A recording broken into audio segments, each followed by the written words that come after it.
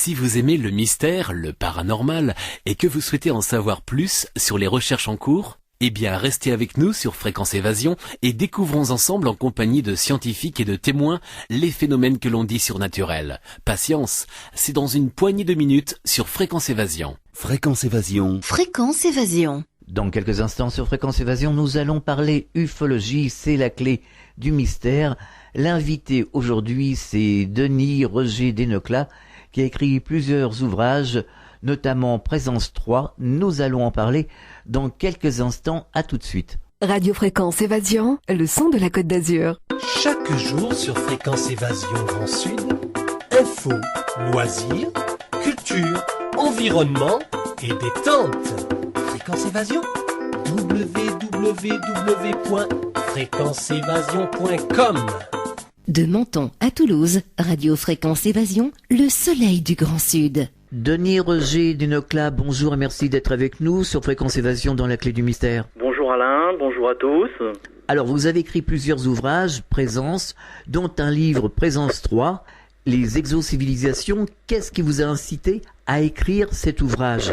Alors l'ouvrage Présence 3 qui s'intitule Dieu, le cosmos, le paranormal et les exocivilisations est évidemment la continuité de cette trilogie de Présence qui fait le lien finalement entre tous ces thèmes et clarifie, donne un panorama, en tout cas une lecture d'un certain nombre de phénomènes et qui sont aujourd'hui encore bien mystérieux et qui nous permet finalement d'avoir une vision plus compréhensible de ce qui se passe sur donc les liens entre ces exocivilisations, les phénomènes dits paranormaux, et on va voir qui peuvent devenir normaux.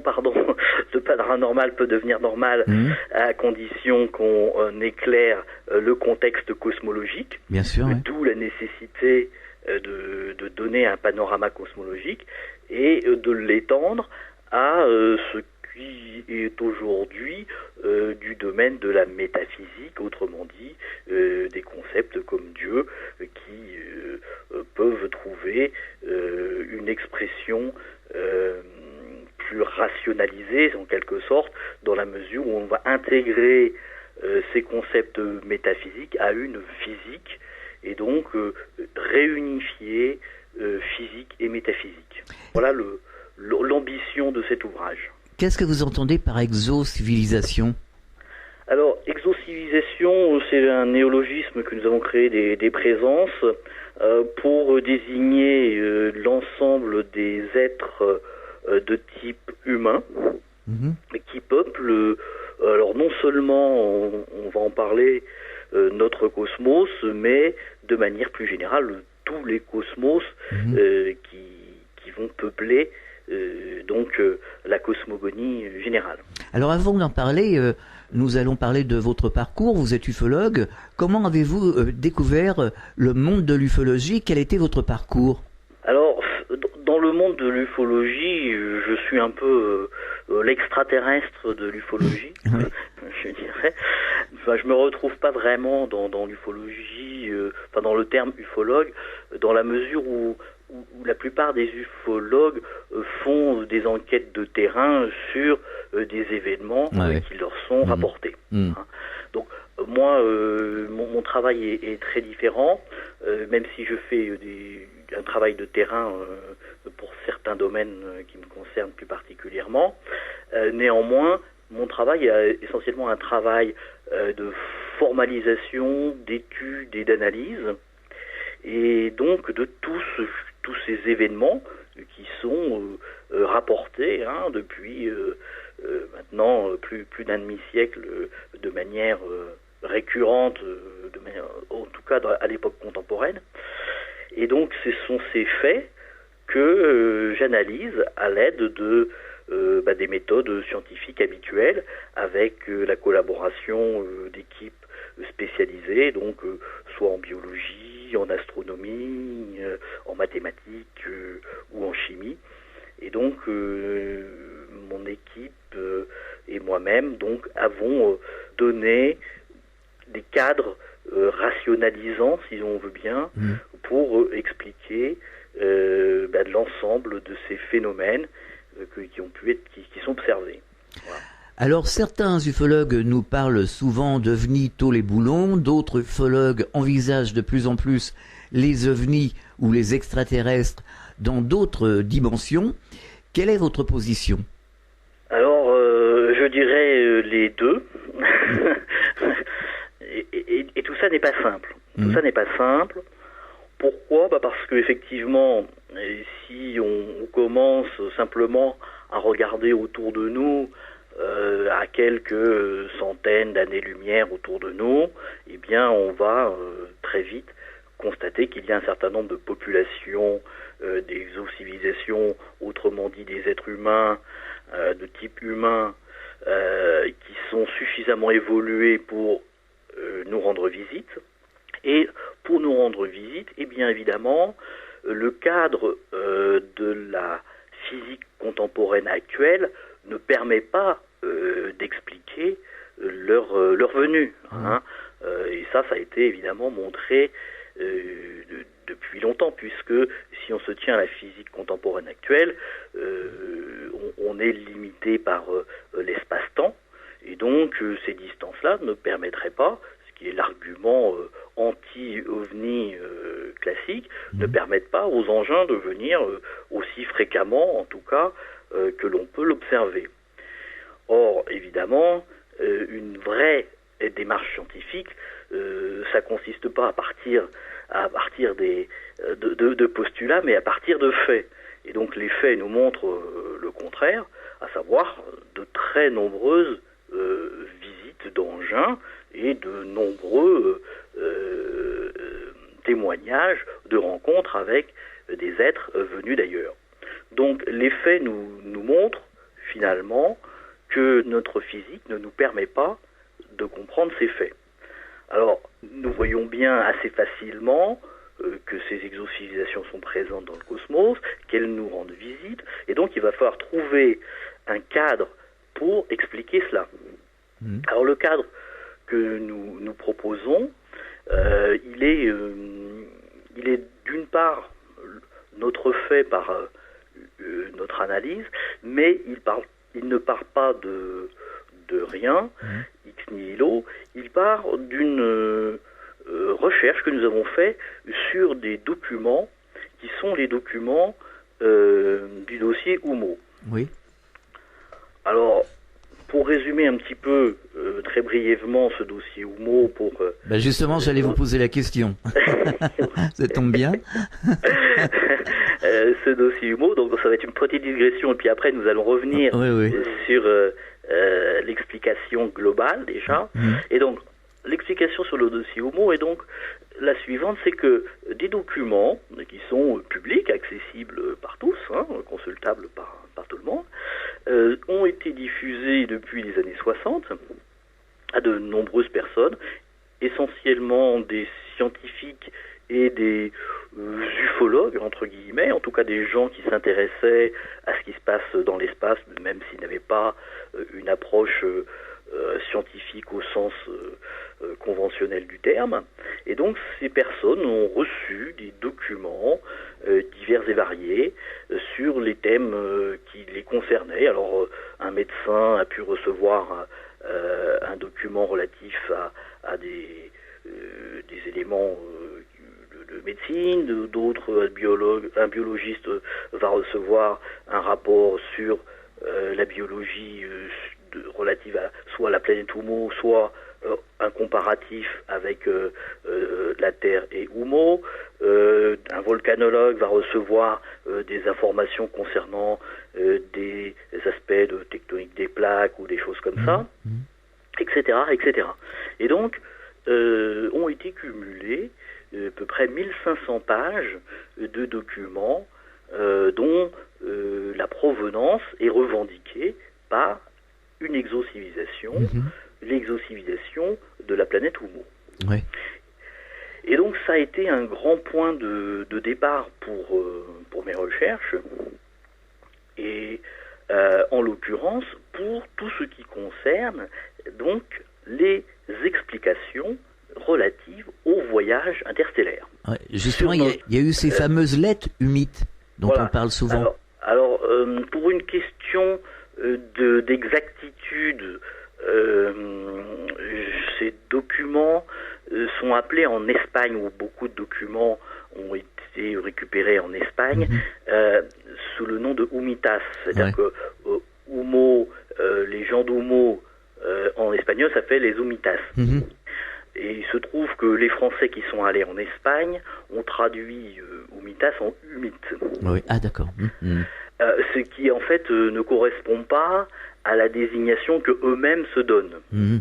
D'accord. À savoir qu'ils mentionnent dans un de ces documents que le terme humitas est approprié pour eux en Espagne, que le terme de humomen est approprié pour eux pour les anglophones, et que pour nous, Français, ils suggèrent de les désigner sous le terme de humain. D'accord. Donc voilà pourquoi je mentionne dans ces ouvrages le terme de humain, puisque c'est ni plus ni moins que la désignation que eux-mêmes se donnent. D'accord. Alors, dans ces textes humains, des indications relatives à la possibilité de réaliser ces voyages interstellaires est décrite, et nous avons donc travaillé sur ces bases pour nous assurer d'une part que notre compréhension de ces documents convergeait, que nous avions tous la même lecture ou la même interprétation, ou en tout cas s'il y avait des écarts, qu'on clarifie ces points, et donc c'est un travail qui nous a pris pas mal de temps. Et d'autre part, essayer de trouver des faits qui puissent conforter finalement le modèle qui nous était présenté. Donc ça, c'était dans un deuxième temps. Et dans un troisième temps, nous avons élargi notre champ de connaissances, donc toujours sur cette base initiale des documents HOMO, vers un système de compréhension plus complet. C'est-à-dire que nous avons en quelque sorte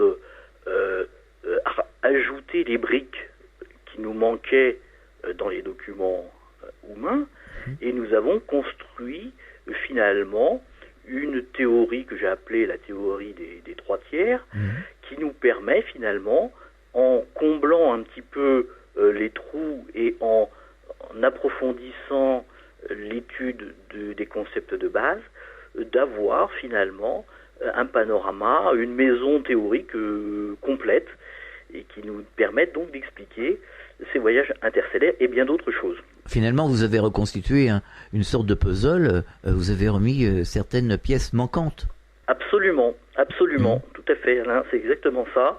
Et donc, le premier ouvrage de la trilogie a consisté pour nous à présenter justement ces éléments de base. Donc ce panorama sur présence, le premier, c'est OVNI, crop circle et exocivilisation, et donc qui nous plante ce décor, et où nous expliquons, donnant un premier niveau d'explication sur ces changements de cadre dimensionnel qui nous sont présentés dans ces documents, et nous avons essayé de comprendre à quoi cela pouvait correspondre avec nos connaissances de physique contemporaine. Oui. Alors justement, comment on pourrait comprendre ces recherches ? Nous avons essayé d'être le plus didactique et possible, et même dans la limite de notre propre compréhension, bien sûr.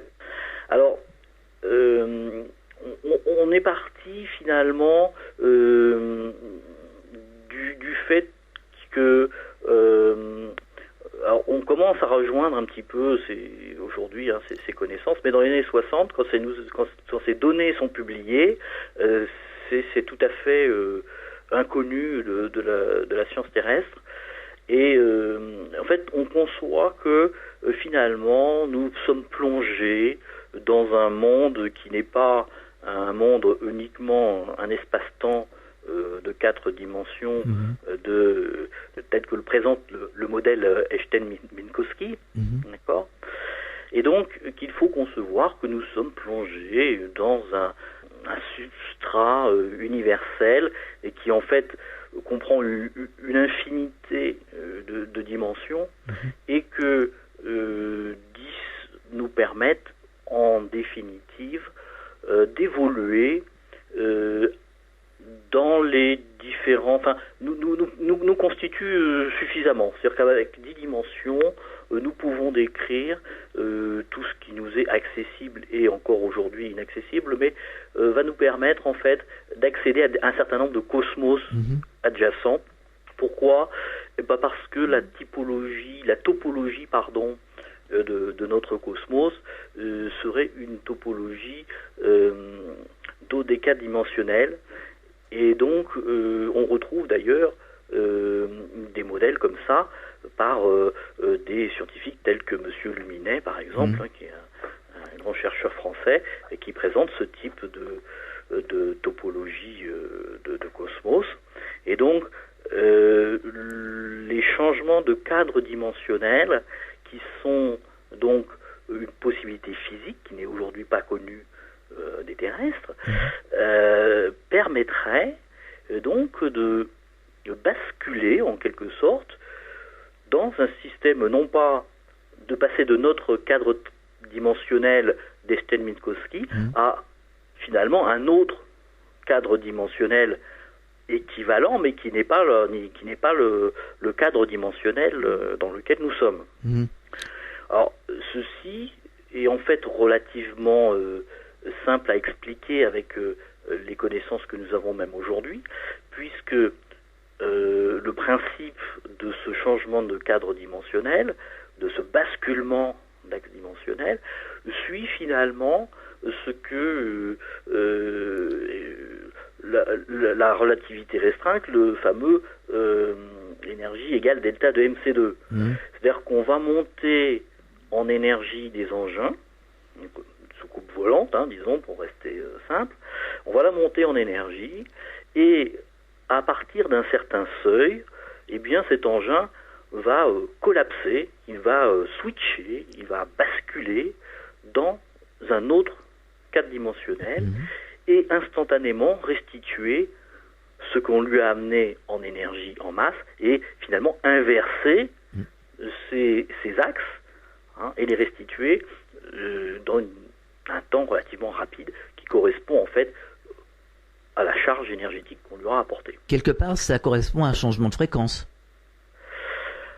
Alors, on va pouvoir dire effectivement que toutes les fréquences dans notre multicosmos, dans notre panorama cosmogonique, et en tout cas, alors ça va être une fréquence particulière puisque c'est une fréquence qui permet d'atteindre des seuils et qui font qu'on va décrocher du cadre dimensionnel courant pour switcher dans un autre cadre. Donc c'est quelque chose de quand même un peu particulier. Il y a plusieurs gammes de fréquences finalement. De toute manière, tout quelque part est fréquence. Donc, alors plus particulièrement, le substrat universel, effectivement, que vous évoquez, il est évoqué sous le terme d'un nom qui s'appelle Ibotso, dans cette physique que nous empruntons en partie donc à nos amis d'outre-espace, les humains. Eh bien, ces Ibotso sont un petit peu près l'équivalent de ce que nous avons finalement élaboré à travers les M-cordes. À travers les M-cordes, nous décrivons donc des petites cordes qui émettent des fréquences, et ces fréquences émergent de la masse, émergent des forces, etc. Et donc, finalement, ce concept se retrouve à peu près dans la physique dont nous allons parler probablement pour tout le 3e millénaire qui arrive. Et donc, de ce substrat universel va émerger ces forces, ces masses, et chacune de ces entités minimales permet finalement une infinité de possibilités d'émergence. Alors justement, nous avons réalisé plusieurs sujets sur les mondes multidimensionnels, notamment avec Jacqueline Bousquet, qui a repris les travaux d'Émile Pinel sur les champs unitaires ultimes. Quelle est votre position sur ces multidimensions, sur ce champ unitaire ultime? Je pense que quelque part, ça va quand même dans votre sens. Oui, ça converge complètement et c'était tout à fait extraordinaire. Je dirais que Pinel et Jacqueline Bousquet aient pu déjà faire des choses aussi avancées dans la conception de tels paysages, puisque eux n'avaient pas accès aux documents humains. Nous trichons un petit peu, enfin on triche, je dirais honnêtement, contrairement à d'autres, nous on dit les choses, on dit bien qu'on prend pour point de départ une physique et une cosmologie qui nous est suggérée, donc on l'a examiné, on l'a tordu dans tous les sens et finalement nous l'avons adopté. Donc effectivement, on retrouve ces bases. Ces bases sont déjà effectivement tout à fait pressenties par Pinel et Bousquet et d'autres d'ailleurs. Il y a d'autres personnes qui ont travaillé aussi dans ce sens et qui continuent d'ailleurs à travailler sur ces sujets-là. Et donc, ce sont des premiers, je dirais, travaux vraiment avancés dans cette même orientation. Alors, on va pouvoir développer évidemment avec ces nouvelles connaissances qui nous sont suggérées et pour lesquelles il y a de l'expérimentation. Depuis 30 ans, il y a de l'expérimentation autour de ça. Donc, on n'est pas non plus complètement, je dirais, dans un cadre purement théorique. On a un support concret. Et d'ailleurs, Présence 3 a pour objet de montrer que ces phénomènes paranormaux sont la conséquence directe de ce nouveau panorama cosmologique. Ah, tout à fait, je suis tout à fait d'accord avec vous. Alors, si on veut continuer un petit peu pour continuer à donner une petite visibilité sur ces voyages interstellaires, donc dans Présence 3, nous avons continué le travail sur le cadre général des changements de cadre dimensionnel de ces engins, et nous avons bien perçu, et ce qui a été confirmé, alors c'est pour ça que c'est quand même intéressant, c'est que nous avons fait des travaux de notre part sur ces cadres dimensionnels, et il se trouve qu'un document humain a été publié au mois d'août dernier, et confirme complètement notre analyse sur les cadres dimensionnels, les changements de cadre dimensionnels. Donc, quelque part, c'est quand même très intéressant de voir que notre propre démarche scientifique a donné finalement les mêmes résultats que ce que nos amis d'outre-espace finalement nous ont communiqué 4 ans après. Donc c'est déjà pour nous une grande satisfaction de voir que on a bien compris ce qu'ils essayent de nous faire comprendre, et que finalement dans un panorama qu'il faut concevoir non pas comme le concevaient à l'époque les gens comme Pinel, sont partis d'une conception cosmologique où nous avions un cosmos un peu étriqué avec un espace-temps aussi un petit peu étriqué, un peu limité, et du coup alors ils ont un peu, je dirais, un peu percé des trous dans cette boîte pour faire un peu rentrer d'air, et je crois qu'ils ont magnifiquement réussi à faire rentrer de l'air dans ce cadre qui était un peu trop étriqué.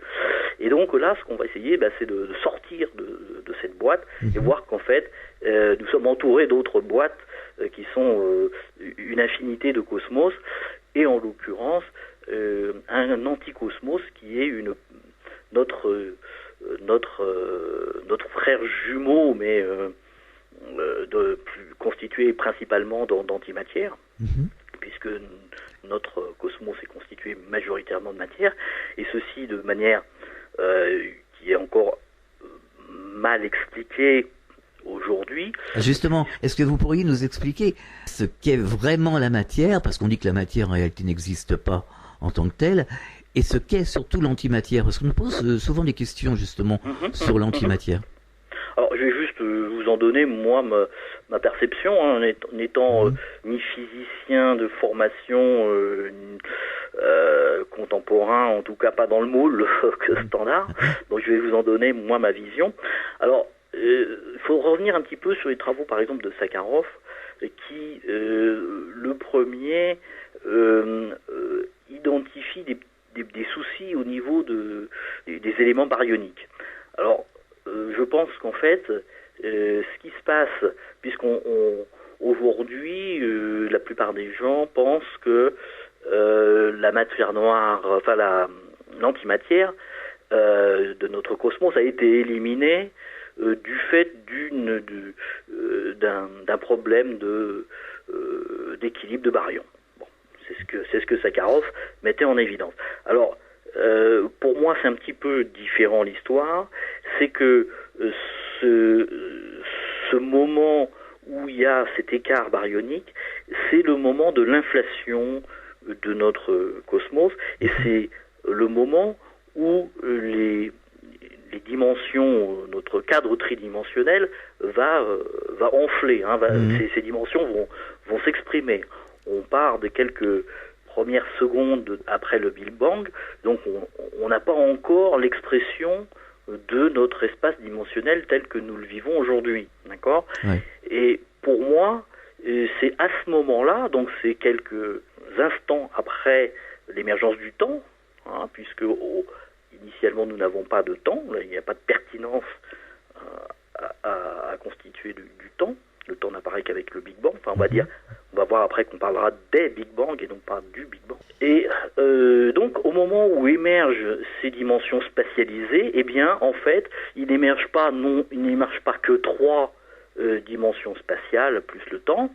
Eh bien, il émerge en fait plus que ça. Il émerge en réalité un autre cadre dimensionnel, hein, plus de dimensions que ça. Et c'est à ce moment-là où la bulle du Big Bang va finalement se diviser en 2 bulles. La bulle fait 2 excroissances de bulles, et finalement, nous, on se retrouve dans une bulle, effectivement, où la matière est prédominante, il ne reste plus grand-chose en antimatière, et dans l'autre bulle, c'est le contraire. Et donc, ça c'est dû, pour moi, au moment de l'expansion des dimensions spatiales. D'accord. Et donc, du coup, on se retrouve plus avec une bulle de cosmos, mais avec 2 bulles de cosmos qui sont séparées par une membrane, en fait, un espace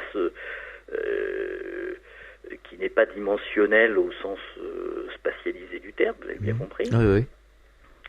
Et donc, ces 2 cosmos, eh bien, ils ont leur petite vie l'une l'autre, l'un avec de la matière, nous, comme point de référence positif, et l'autre cosmos avec de la matière négative, si on fait l'inverse. Et il est séparé, c'est ce couple de cosmos qui sont accolés, finalement, en quelque sorte, puis ils sont accolés par le temps. Hein, alors, il y en a un qui a un temps dans un sens, et l'autre qui a le temps dans l'autre sens, malgré tout. Quelque part. Et donc, ils ont quand même ce sont des jumeaux, ce sont des frères jumeaux, sauf qu'il y en a un noir, un blanc, disons, et qu'ils sont reliés par cette couche intercosmique que les humains appellent Xoudi. Alors, Xoudi, ça signifie justement couche relais, et que cette couche relais, elle a des propriétés bien particulières. Alors on va pas rentrer dans le détail, mais disons que sa propriété principale, c'est qu'elle va laisser passer les effets gravitationnels d'un cosmos sur l'autre. Autrement dit, la conséquence directe de laisser passer les effets gravitationnels d'un cosmos où il y a de l'antimatière et il y a de fortes masses d'antimatière sur un cosmos où il y a de la matière positive, eh bien ces effets gravitationnels, où les retrouve-t-on aujourd'hui dans notre cosmos? Alors vous allez nous donner la réponse. Eh bien, c'est tout simplement ce que nous voyons quand nous parlons de la matière noire. Puisque la matière noire, c'est quoi? Pourquoi on a donné ce nom à la matière noire? Eh bien, on a donné ce nom parce que on voyait des effets gravitationnels dans notre cosmos, des effets gravitationnels équivalents à des masses de matière énormes. Ouais. Et ces masses de matière énormes, en réalité, il n'y en a pas. Il n'y en a pas de la matière. Enfin, en tout cas, il n'y en a pas dans notre cosmos. Ouais. Ce sont les effets gravitationnels des masses qui sont extrêmement importantes dans l'anticosmos. Et donc cette paire de jumeaux là, eh bien, ça coquine l'un l'autre pour, ils dansent un peu la gigue, hein. Oui. Voilà. Hein, parce que les masses ont des effets les uns sur l'autre. Voilà. Alors, du coup, dans notre cosmos, comme d'autre côté, ça se balade aussi pas mal les masses, et ben ça a des effets sur les différentes vitesses d'expansion de notre propre cosmos. Et donc, cette fameuse énergie noire, que aussi on se demande bien d'où elle vient, eh bien, elle vient tout simplement de l'effet gravitationnel de notre anticosmos aussi. Donc, de temps en temps, notre cosmos s'étend plus vite que prévu, et puis de temps en temps, il va se contracter plus vite que, dans l'autre sens. D'accord ? Donc, déjà, avec ce modèle, on range au catalogue des objets trouvés cette fameuse masse manquante et cette énergie noire. Ce qui est quand même pas rien, mine de rien. Et donc, ceci influe donc même dans notre vie quotidienne finalement, hein, puisque tout ceci, même qu'on ne s'en rende pas vraiment compte, puisque ça a quand même des effets sur le quotidien. Par exemple, quels effets? Alors, tous ces effets gravitationnels, en fait, si nous n'avions pas cet anticosmos, eh bien, nos galaxies ne tiendraient pas debout. On ne pourrait pas déjà toute cette constitution d'astres constitués en planètes telluriques, en soleil, etc., eh bien, n'aurait pas pu se réaliser. D'ailleurs, il semble que du côté de l'anticosmos, les énormes masses de l'anticosmos ne sont pas des masses constituées de galaxies ou de soleils et de planètes, mais ce sont plutôt des agglutinations de nuages de masse, pour des raisons qu'il y a des micro-différences entre matière positive et négative. Il y a une epsilon de différence, et cet epsilon, qui est essentiellement probablement sur des problèmes électroniques de la matière, fait que les agglutinations de matière, d'antimatière, ne se produisent pas comme ils se produisent avec de la matière. Donc, en quelque sorte, la matière est plus collante, elle va plus s'agglutiner, elle va pouvoir constituer tous ces ensembles de matière jusqu'à de la matière organique, extrêmement élaborée, que ne permet pas l'antimatière du fait de petites différences au niveau des couches électroniques. D'accord. Donc voilà, donc finalement, si nous n'avions pas cet anticosmos, eh bien, il n'y aurait tout simplement pas de système planétaire, de système astronomique tels qu'on les connaît dans notre cosmos. Donc nous n'existerions en fait tout simplement pas. On marque une pause, on revient dans quelques instants. Radio Fréquence Évasion, Principauté de Monaco, Grand Sud. Sur Fréquence Évasion, les stars d'hier, d'aujourd'hui et de demain se racontent en toute liberté. Pour en savoir plus, cliquez sur Programme. Bon surf sur le site de Fréquence Évasion, www.fréquenceévasion.com. Fréquence Évasion. Fréquence Évasion. Fréquence Évasion vous informe sur votre région. Que se passe-t-il près de chez vous? Pour le savoir, cliquez sur Région et Office de tourisme. Bon séjour dans le Sud. Venez visiter le site Fréquence Évasion, www.fréquenceévasion.com.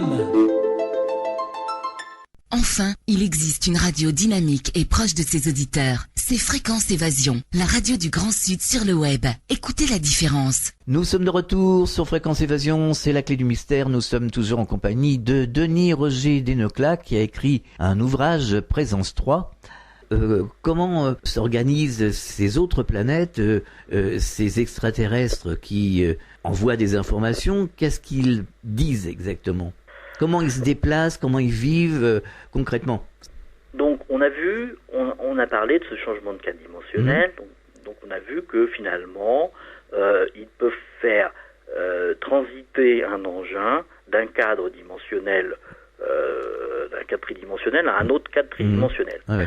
Alors ça a une conséquence physique directe, c'est que chaque cadre tridimensionnel, puisque on parle de cadre tridimensionnel, c'est-à-dire qu'on est dans un cadre spatialisé.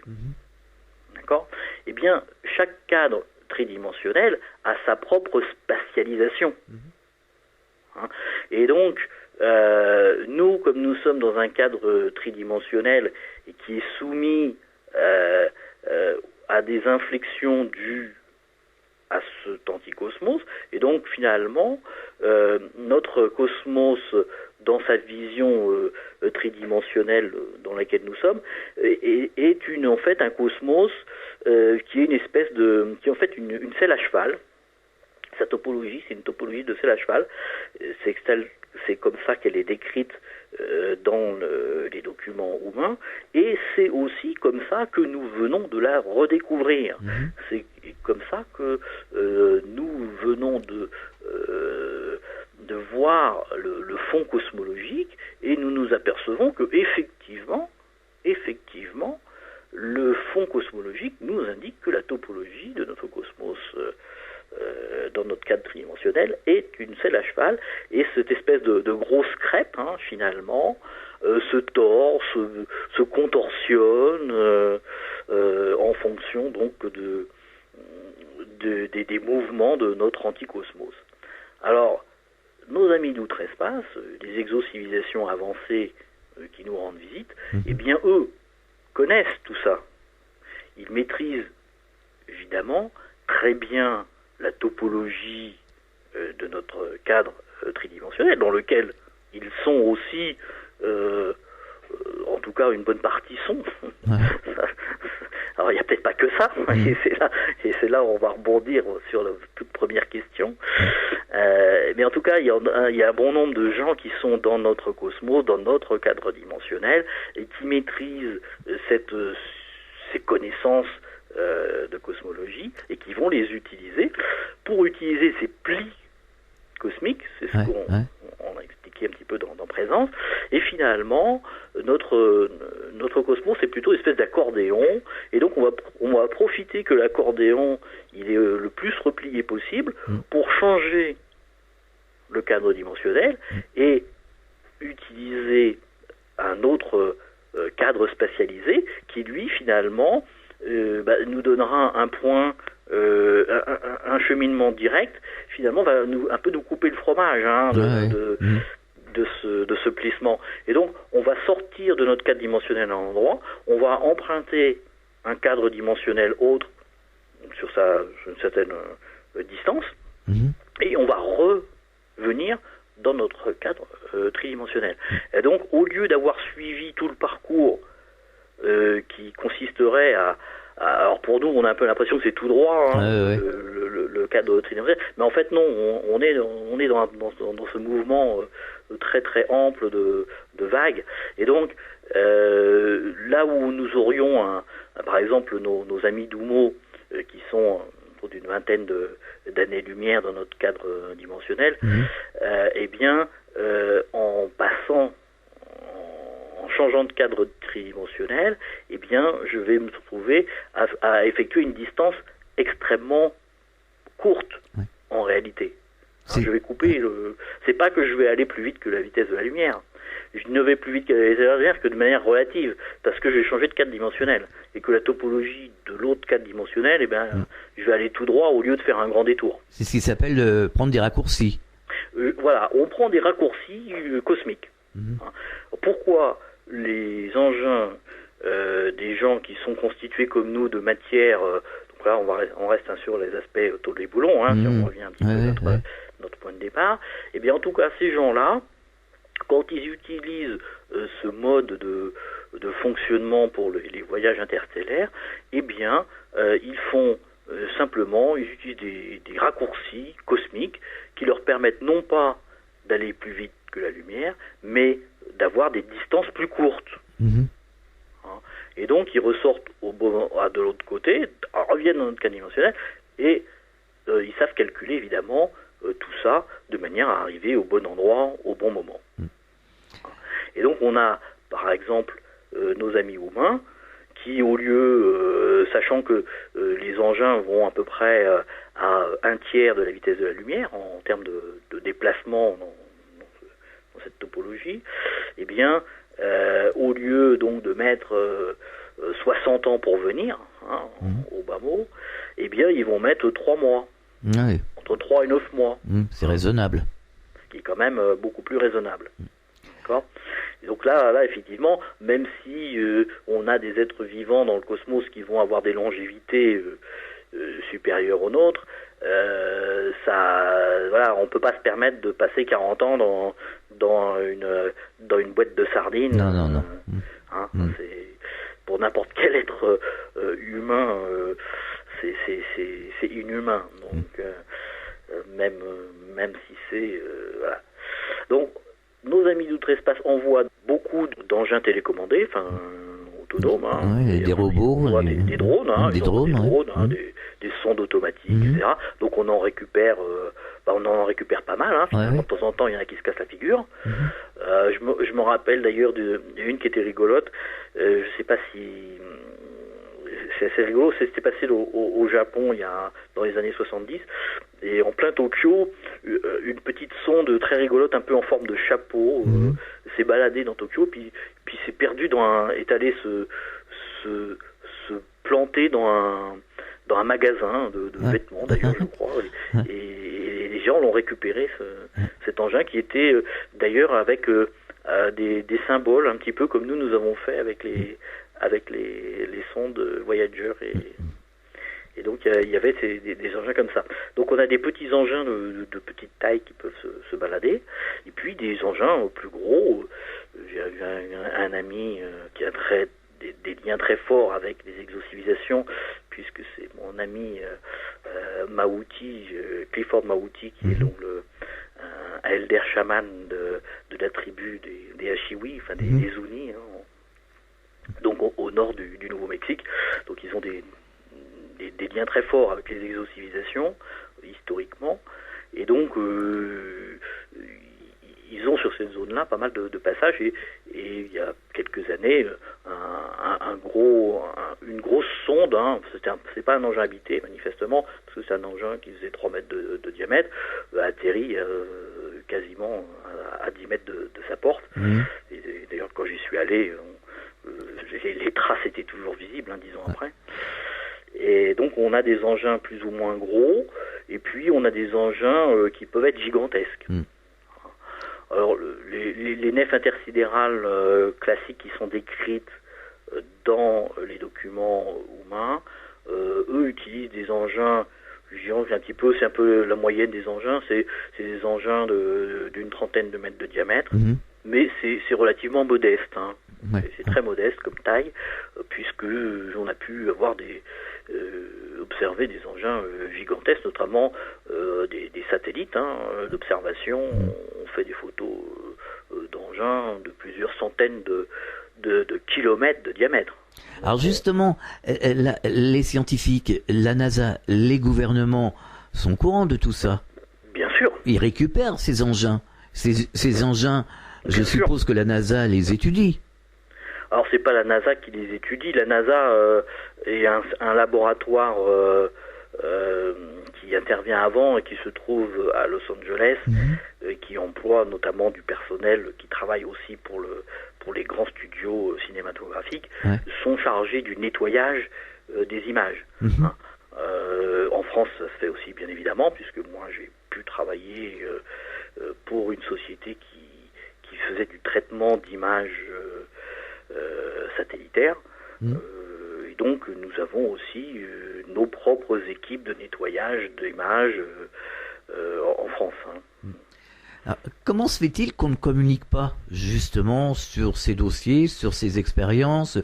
Les gouvernements ne parlent pas, et ça, on nous pose la question tous les jours. Tous les jours, on nous dit, mais comment se fait-il? C'est pour ça que le doute est comment dans la tête des gens, parce qu'on dit, si c'était la réalité, si c'était le cas, on communiquerait. Pourquoi on ne communique pas?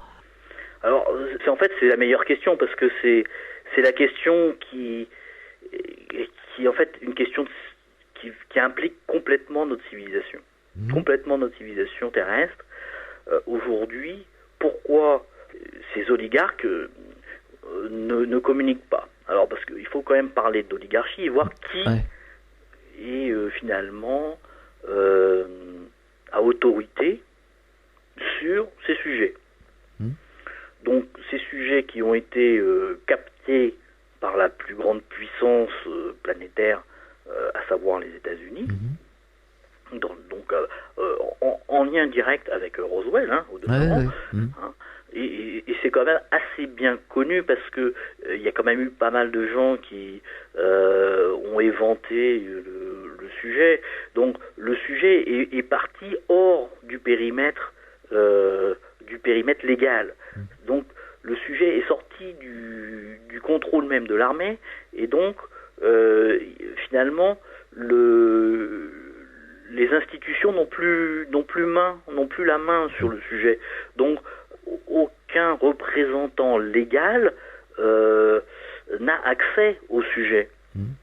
Donc à partir du moment où ces groupes qui ne sont plus légaux et qui contrôlent finalement les institutions de manière illégale,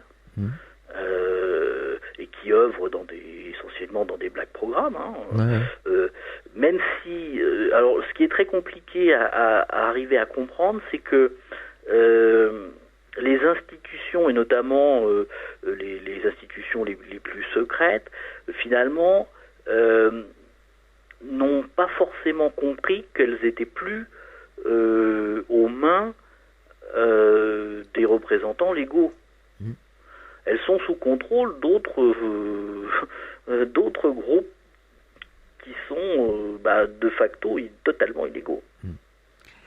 Et donc, on a des gens qui, sur la fameuse base 51, ont pu faire du re-engineering d'engins, par exemple, pour améliorer, trouver des nouveaux appareils.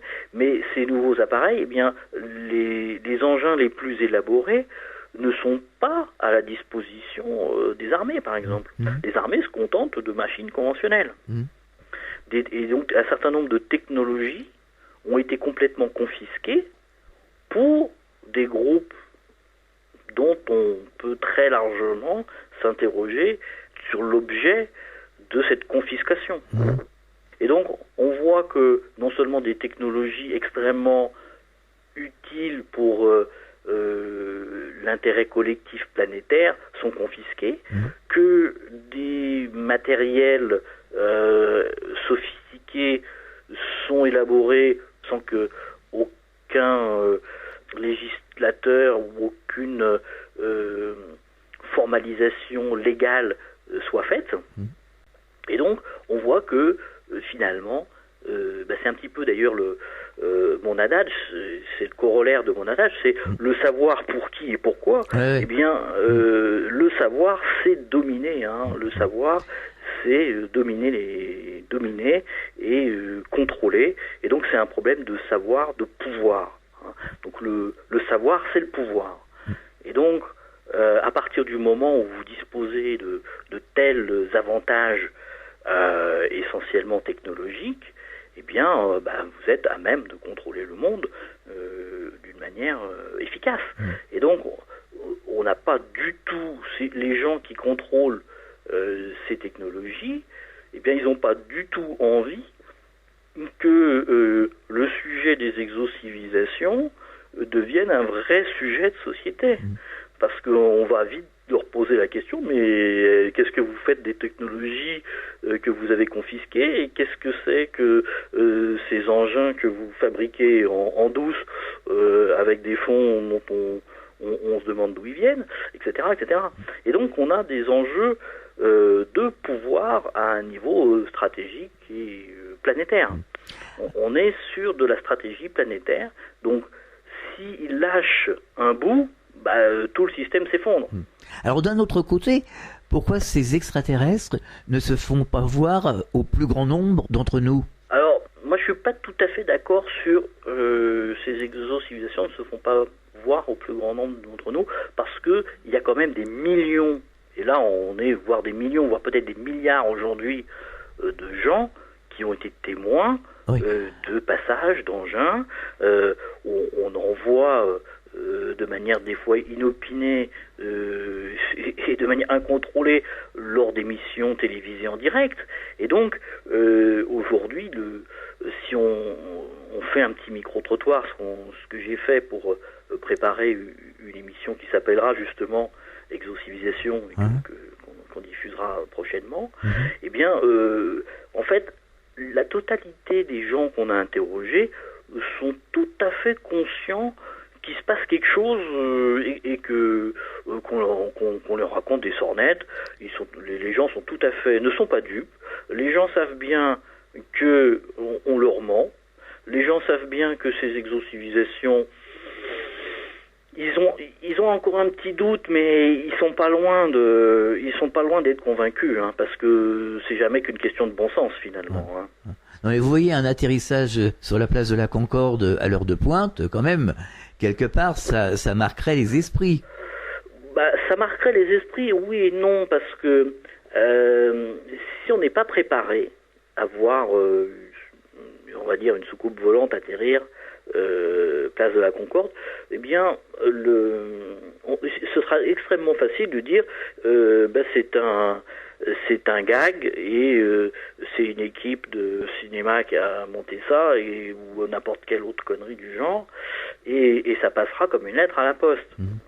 Donc ça c'est pas donc c'est parce qu'il faut être prêt à voir les choses, sinon on les voit pas. Parce que les gens veulent savoir. Les gens maintenant demandent la vérité, demandent que ce dossier soit dévoilé. Ils en ont assez de vivre un petit peu dans le doute comme ça. On n'en sort pas. On arrive toujours dans une impasse avec cette chose-là. Par exemple, quand on a notre voisin vient, il nous serre la main, c'est clair et net, quoi. Voilà. Les gens voudraient maintenant que ce soit révélé. Oui, mais c'est ce qu'on attend de la part des oligarques qui détiennent l'information qu'ils acceptent de reconnaître qu'ils ont commis ni plus ni moins une action tout à fait criminelle, c'est-à-dire qu'ils ont caché la vérité à l'ensemble des citoyens de la planète depuis au moins donc plus d'un demi-siècle. Et pourquoi ont-ils caché la vérité? Parce qu'ils veulent garder le pouvoir. C'est jamais qu'un enjeu de pouvoir. Donc ça, malheureusement, il n'y a que nous, citoyens, et c'est ce à quoi nous collaborons avec les amis scientifiques, c'est à faire que ces recherches citoyennes soient partagées par le plus grand nombre pour porter la connaissance d'un certain nombre de faits, et il y est aussi sûr que je dis bonjour à mon voisin que je peux dire bonjour à un être d'une exocivilisation, tout à fait. si tant est que nous puissions obtenir d'une manière ou d'une autre que les exocivilisations soient reconnues officiellement. Oui, parce qu'on nous a mis dans un enfermement. Bien sûr. Donc c'est pas tolérable, ça.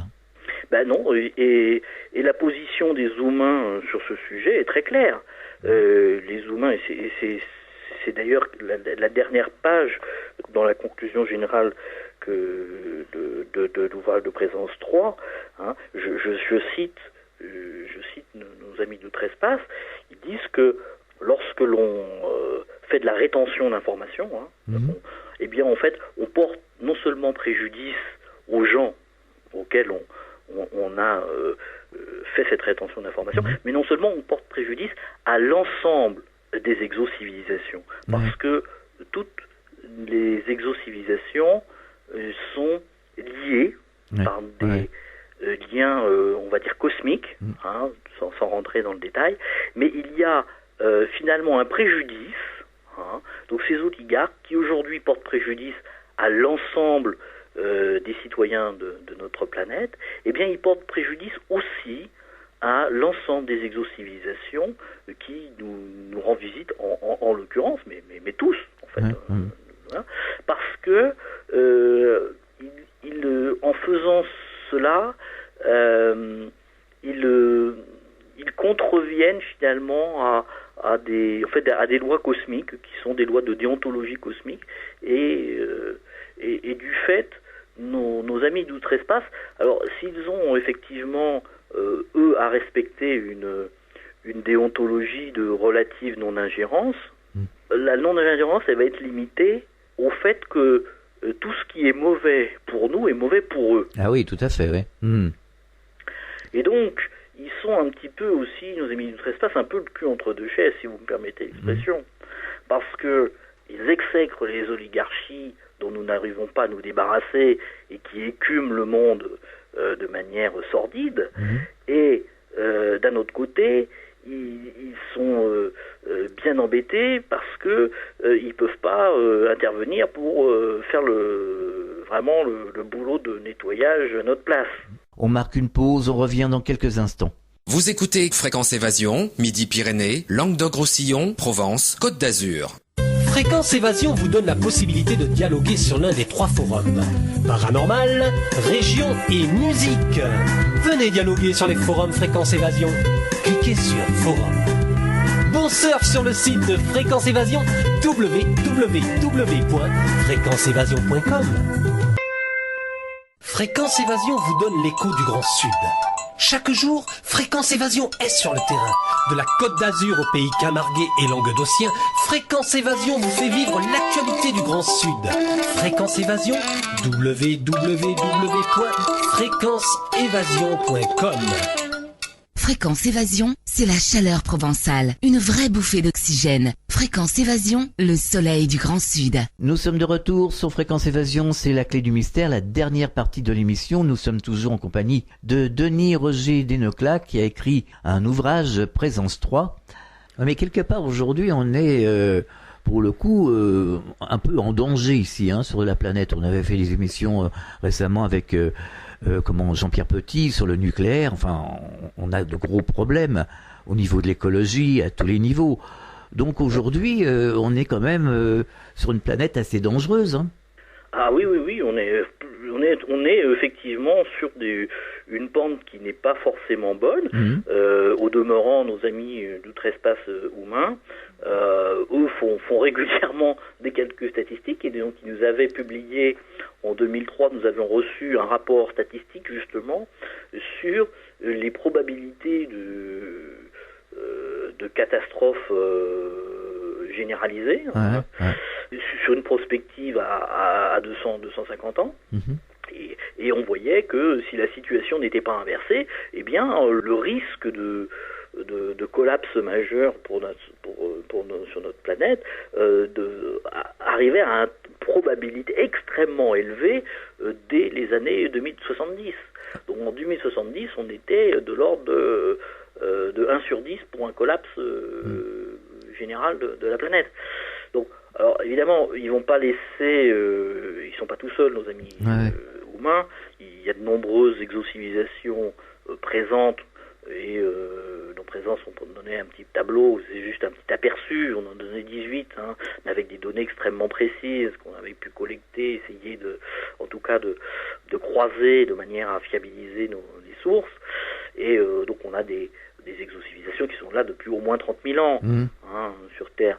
Donc ces exocivilisations, si elles sont là depuis 30 000 ans, c'est parce qu'elles suivent le développement des petits nouveaux, les petits terriens là, qui sont là, qui se débattent comme des pauvres malheureux sur cette belle planète qui présente de de tellement merveilleuses caractéristiques de biodiversité que personne n'a envie de les voir disparaître. Bien entendu. Hein.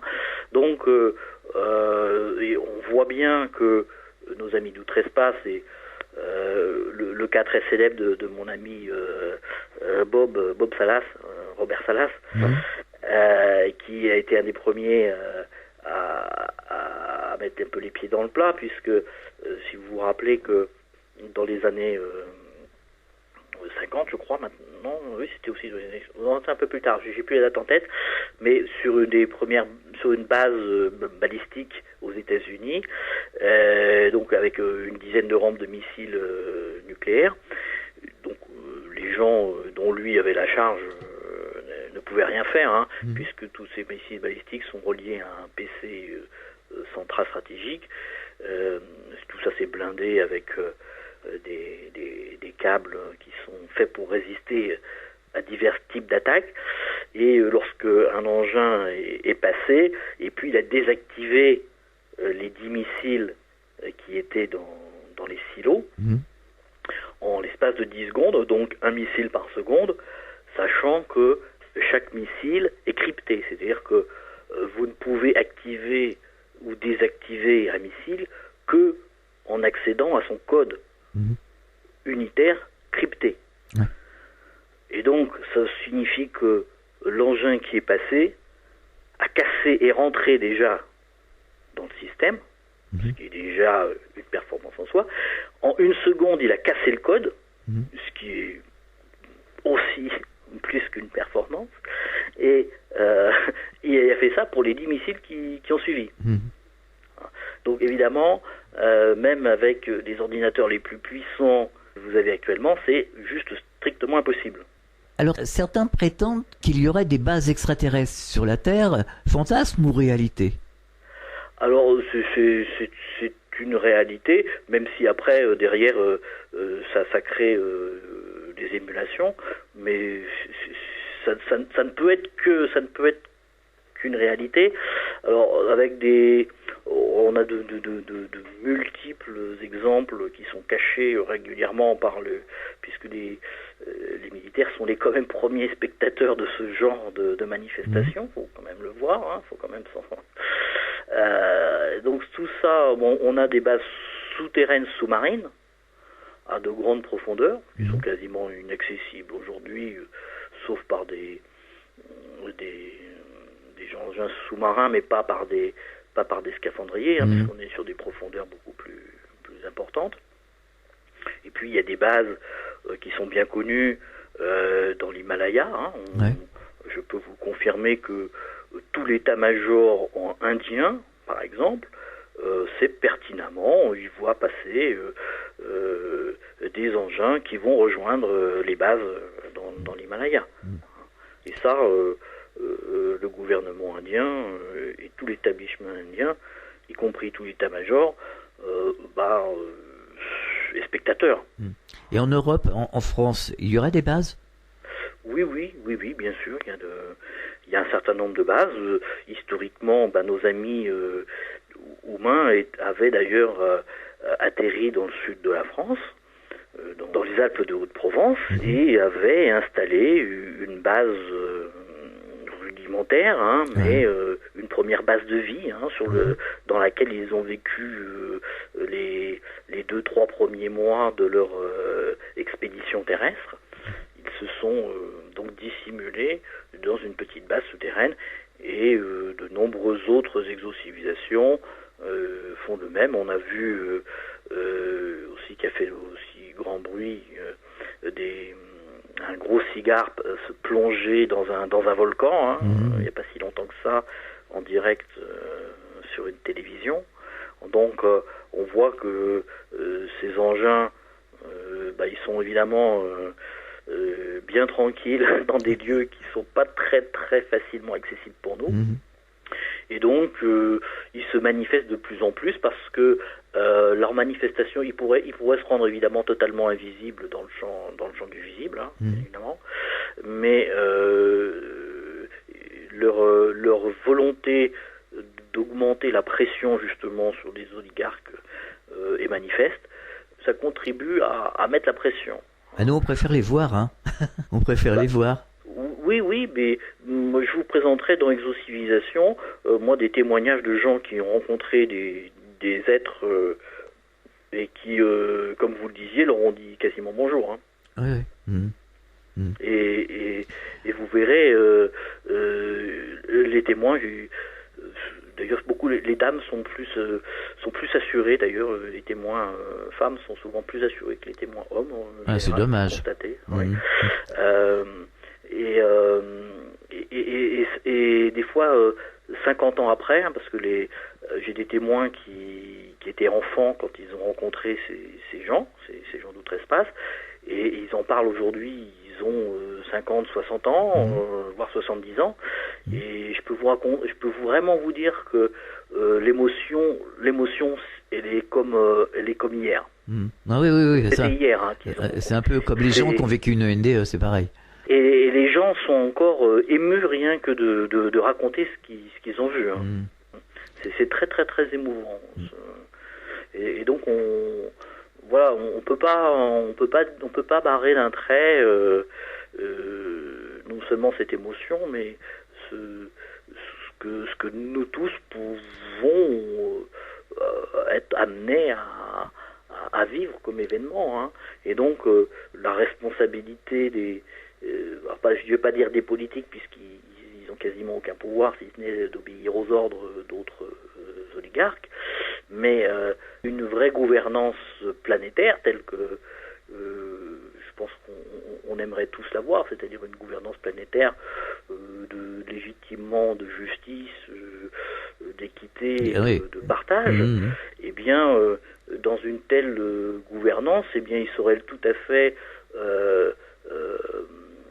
pensable que nos gouvernants, dans ce cas-là, nous auraient informés, éduqués, de manière à ce que nous puissions accueillir et échanger de manière intelligente et pertinente avec nos voisins d'outre-espace. Ouais. Mais c'est peut-être aux citoyens aussi de se bouger un peu et justement de prendre conscience et de demander des comptes. Aujourd'hui, on n'est plus des petits-enfants.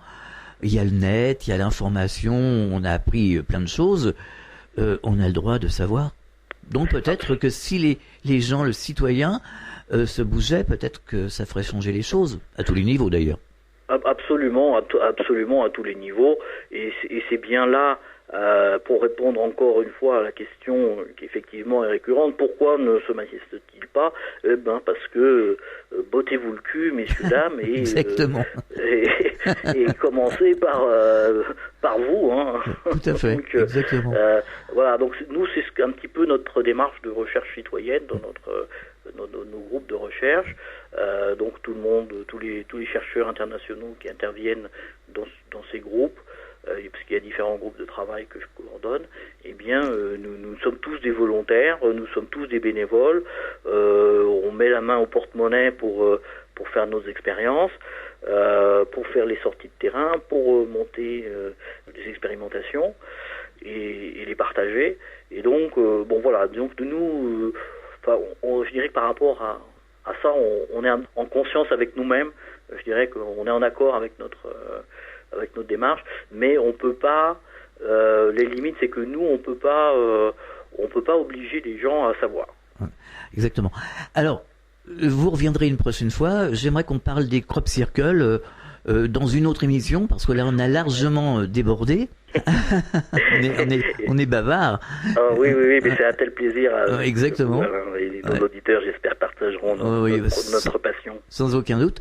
Donc, on peut vous retrouver sur Internet ? Oui, sur denocla.com. Tous les gens qui souhaitent s'informer, eh bien, sont les bienvenus. Vous allez nous donner l'adresse ?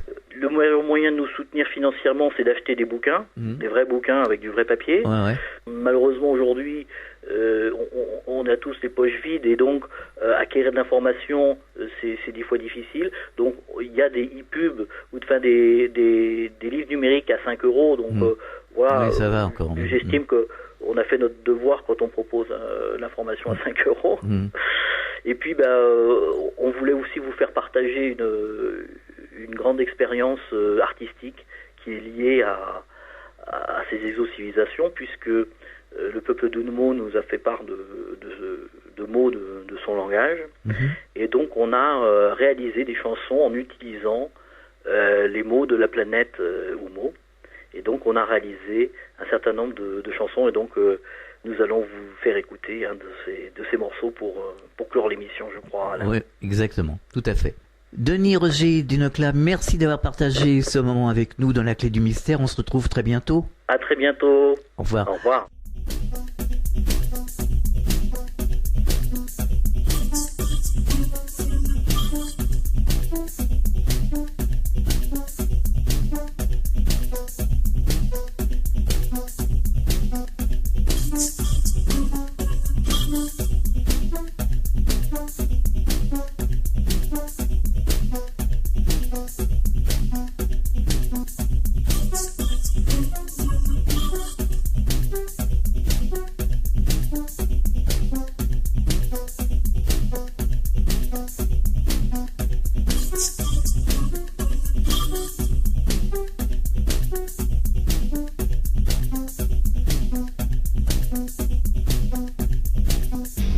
Let's dance under the serious snowy moonlight.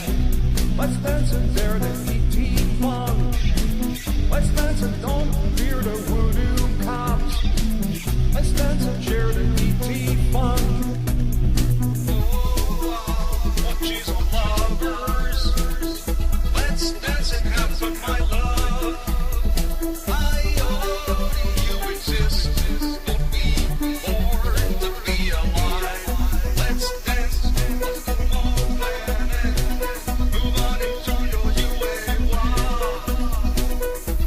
Put on your EPIB2 and dance the E.T. fun.